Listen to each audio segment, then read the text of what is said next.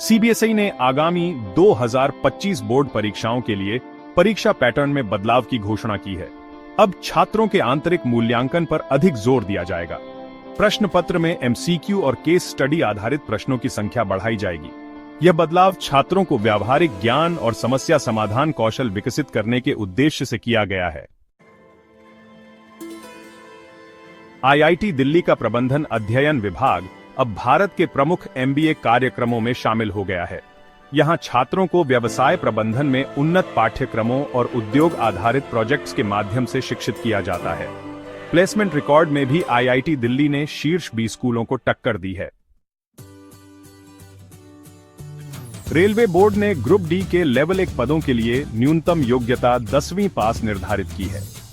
इस निर्णय से ग्रामीण और आर्थिक रूप से कमजोर पृष्ठभूमि के युवाओं के लिए रोजगार के अवसर बढ़ेंगे। इस फैसले के तहत भर्ती प्रक्रिया को भी अधिक पारदर्शी और ऑनलाइन बनाने की योजना है। हिमाचल प्रदेश हाई कोर्ट ने सिविल जज पद के लिए आवेदन प्रक्रिया शुरू कर दी है। कुल 17 पदों के लिए आवेदन मांगे गए हैं और इच्छुक उम्मीदवार ऑनलाइन आवेदन कर सकते हैं। यह मौका उन छात्रों के लिए है जो न्यायिक सेवाओं में करियर बनाना चाहते हैं। यूपीएससी ने एक अनोखा उदाहरण पेश किया है।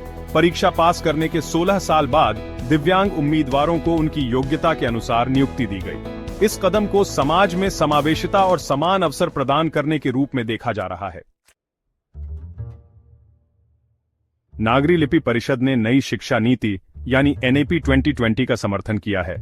इस नीति में मातृभाषा में शिक्षा, व्यावसायिक पाठ्यक्रम और कौशल आधारित शिक्षा को प्राथमिकता दी गई है। यह कदम भारतीय शिक्षा प्रणाली को वैश्विक स्तर पर प्रतिस्पर्धी बनाने के लिए उठाया गया है।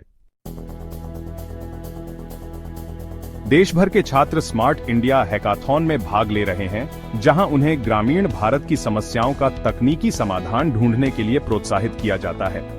यह कार्यक्रम छात्रों के नवाचार कौशल को बढ़ावा देता है और आत्मनिर्भर भारत की ओर एक महत्वपूर्ण कदम है। गुरु गोबिंद सिंह इंद्रप्रस्थ विश्वविद्यालय (आईपीयू) ने एमटेक पाठ्यक्रमों के लिए प्रवेश प्रक्रिया शुरू कर दी है। इसमें आर्टिफिशियल इंटेलिजेंस, डाटा साइंस और रोबोटिक्स जैसे नए और उन्नत विषय शामिल किए गए हैं। यह तकनीकी शिक्षा के क्षेत्र में छात्रों को बेहतर अवसर प्रदान करेगा। सीबीएसई बोर्ड की कक्षा 10वीं और 12वीं की प्रैक्टिकल परीक्षाएं शुरू हो चुकी हैं। स्कूलों को निर्देश दिया गया है कि वे छात्रों के प्रदर्शन का सटीक आकलन करें। मुख्य थ्योरी परीक्षाएं 15 फरवरी 2025 से शुरू होंगी। विशेषज्ञों का मानना है कि नई शिक्षा नीति एनईपी 2020 के तहत शिक्षा प्रणाली को विश्व स्तर के अनुरूप बनाने की दिशा में कार्य हो रहा है।